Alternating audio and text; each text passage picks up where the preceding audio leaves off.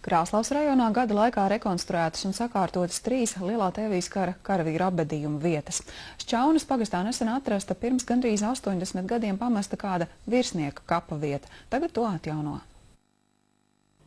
Krāslavā, Dagdā un Šķaunes pagastā ir sakārtoti un rekonstruēti pieminekļi, kas veltīti Lielā Tēvijas kara karavīriem.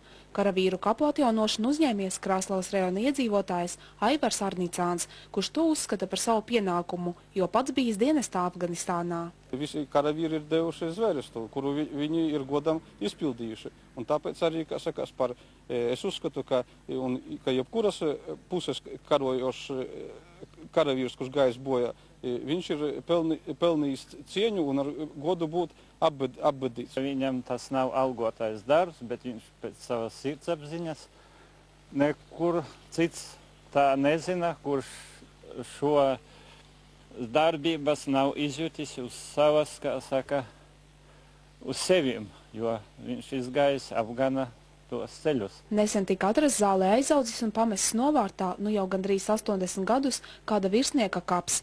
Aivars Arnicāns pēc finansiālas palīdzības vērsies attiecīgajās iestādēs, lai sakārtotu kapa vietu. Rūpes par apbedījumiem liecina arī par mūsu valsts kultūras vispārējo stāvokli, jo cilvēkiem taču jārūpējas par vēsturi, par saviem tuviniekiem, ka tas ir kaut kāda cilvēka liktenis pie tam, kurš ir pildījis savus dienesta pienākumus, un ka ir, teiksim, informācija, ka viņš ir guvis ievainojumu, pildot savu dienesta pienākumu cīņā ar kontrabandistiem. Jāteic, ka atbildīgie dienesti ir izteikuši vēlmi palīdzēt un atbalstīt finansiāli atjaunot karavīra atdusas vietu.